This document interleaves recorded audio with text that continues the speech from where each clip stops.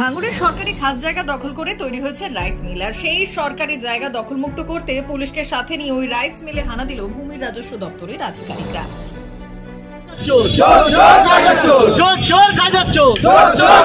এই জায়গাটা জোর করে কাইজার দখল করে দিয়েছিল এই কোম্পানিকে, তার বিনিময়ে কোটি কোটি টাকা নিয়েছে। অন্যদিকে সরকারি জায়গা রাইস মিল তৈরির পেছনে হাত আছে তৎকালীন সময় তৃণমূল নেতা কাইজার।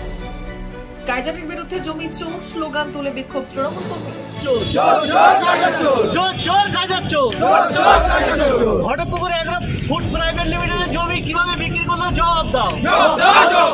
কিছুদিন আগে রেশন দুর্নীতি তদন্তে ভাঙড়ের GP agro food product private limited নামে একটি রাইস মিলে হানা দিয়েছিল ইডি তথা এনফোর্সমেন্ট ডিরেক্টর। এবার সেই রাইস মিলে কলকাতা পুলিশের ভাঙড় থানার পুলিশকে নিয়ে হানা দিল ভূমি রাজস্ব দপ্তর। অভিযোগ, এই রাইস মিলের দুই মালিক আনিসুর রহমান ওরফে বিদেশ এবং আলিফ নূর রহমান ওরফে মুকুল, তারা সরকারি খাস জমি জবরদখল করে রাইস মিল তৈরি করেন। তা নিয়ে ভূমি দপ্তরে অভিযোগ দায়ের করেন স্থানীয়রা। ঘটনার তদন্তে নামে ভূমি দপ্তর। বারুইপুর মহকুমা শাসকের নির্দেশে সরকারি জমি পুনরুদ্ধার করতে ভাঙড়ের জাগুলগাছিতে অবস্থিত রাইস মিলে হানা দেয় ভাঙড় থানার পুলিশ সহ ভাঙড় 1 নম্বর ব্লকের ভূমি রাজস্ব দপ্তরের আধিকারিকরা। জমি মাপজোক করা হয়। উল্লেখ্য, এই রাইস মিল কর্তৃপক্ষের বিরুদ্ধে সরকারি জমি দখল করা নিয়ে সরব হন ভাঙড়ের তৃণমূল নেতৃত্ব।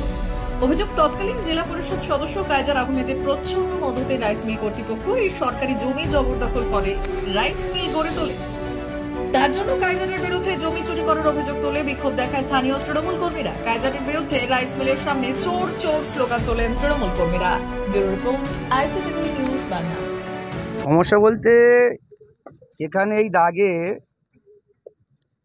প্লট নম্বর 284 দাগে জাউলগাছি মৌজায় এই জাগে 32 শতক জমি খাস আছে। মোট জমি 65 শতক ওই দাগে। বাকি জমিটা এই কোম্পানি রায়ত সম্পত্তি হিসেবে কিনে এই জায়গাটা পুরো দখল করে রেখে দিয়েছে।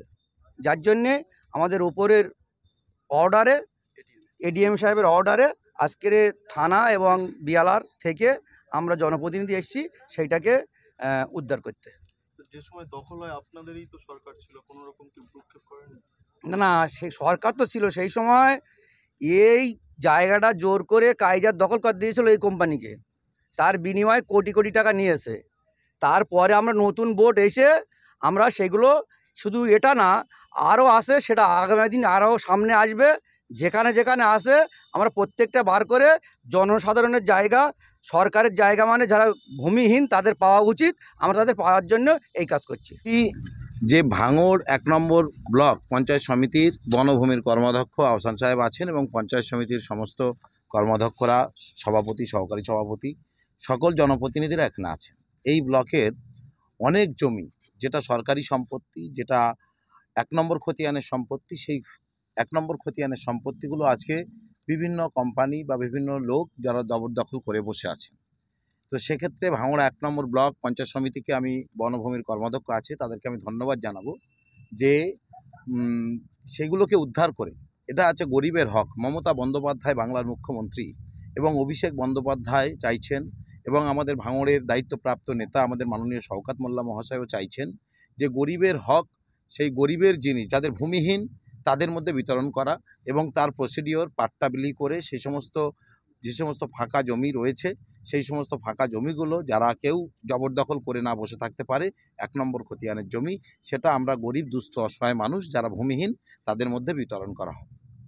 আরেকটা যেটা বিষয়, আপনারা যাদের নামে অভিযোগ করছেন তারা তো এখন জেলে রয়েছে, তারপরও এখানে অভিযোগ বলতে দেখুন, জেলে রয়েছে, আমাদের একটা প্রসিডিওর, এটা ব্লক থেকে আমাদের 1 নম্বর খতিয়ানের জমিগুলো চিহ্নিত করা এবং এডিএমএলআর সেখান থেকে জেলা স্তর থেকে অনুমোদন নিতে হয়। অনুমোদন নেওয়ার পরে 1 নম্বর খতিয়ানের জমি, এখানে এটা একটা ব্লকের গভর্নমেন্টের একটা প্রসিডিওর, এবং এখানে যে অর্ডার শিট আপনারা দেখছেন যেটা আজকে লাস্ট ডেট করার জন্য, এটা চিহ্নিত করা জমিটা, এবং আগামী দিনে গরিব অসহায় মানুষ যারা ভূমিহীন তাদেরকে পাট্টা দিতে গেলে তো জমিটা আমাদের চিহ্নিত করতে হবে। চিহ্নিত করার কাজ, এখানে কে জেলে আছে, কে কোথায় আছে কি আমরা এই বিষয়ে আমরা বলতে পারবো।